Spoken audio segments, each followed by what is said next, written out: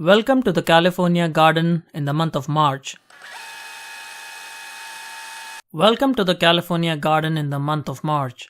This is the finished garden, but we did have a lot of construction activity in our garden, not in the growing area, but on the other side. I hardly was able to work in the garden this month. So not a very exciting month for gardening, but let's find out what we did this month. So let's begin with the garden tour. Since there was not much space to walk around the garden, let me show you the first bed that has some cabbages growing. These are the round Dutch cabbages, followed by some onion plants that are growing in this bed, followed by some broccoli. This is the gypsy hybrid broccoli, and moving on to the next bed which has more brassicas, some cabbages growing, as you can see here. We have some kale, the curly kale that's growing in the container, the whiskey barrel container, with almost no space left in the garden. And moving on to our next bed, we have some more onions growing and some 45-day cabbages. Now we did harvest these 45-day cabbages, and you'll see that soon. And finally the eggplant bed where we have some overwintered eggplants. And because of the construction activity, I had to move some containers into the gardening space. So as you can see here, it was really hard to work in the garden this month. So we did harvest a lot of vegetables though this month, and you can see here a lot of things that we got for our construction. And moving on to our harvest for this month. Starting with cauliflower, we were able to harvest some cauliflowers from our container. These are the white cauliflowers and they grew very well. And for those of you who are wondering how to grow cauliflowers, a 5-gallon bucket or a 5-gallon tub is enough to grow cauliflowers. Moving on to harvesting broccoli. We did harvest a lot of broccoli, and if you watched my video from last week, we posted a video on the profile of the gypsy hybrid broccoli, a great variety of broccoli to grow. And as you can see here, we did harvest a lot of broccoli from this plant. And as you can see here, the broccoli plant is still producing side shoots of broccoli, and this will produce broccoli all season long, at least for the next month. So it's a good harvest season for broccoli, and we are harvesting broccoli not only in March, but we'll continue to harvest some broccoli in April as well. After which it starts getting warmer and it's time to grow the summer crops. Now moving on to the 45-day cabbage. These are very fast maturing cabbages. You might have seen this in my monthly profile series of videos, and they grow very fast. They are small sized heads, but they're absolutely delicious. They taste very nice. They're easy to grow. So if you're a first time grower, this cabbage variety doesn't disappoint.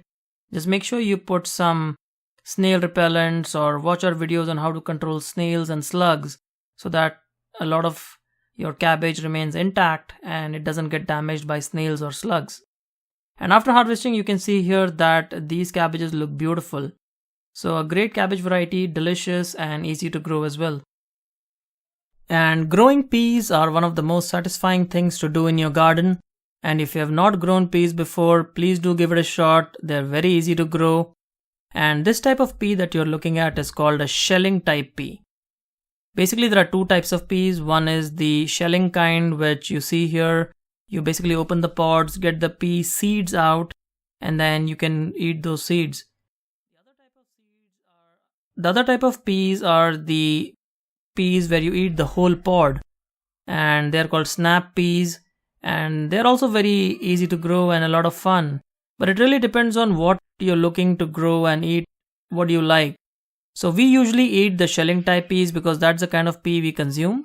And I usually do not grow the snap peas. I mostly grow the shelling type peas.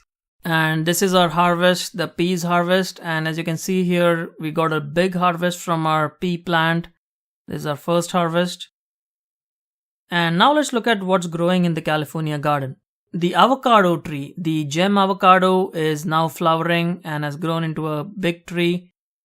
And you can see that it's loaded with flowers.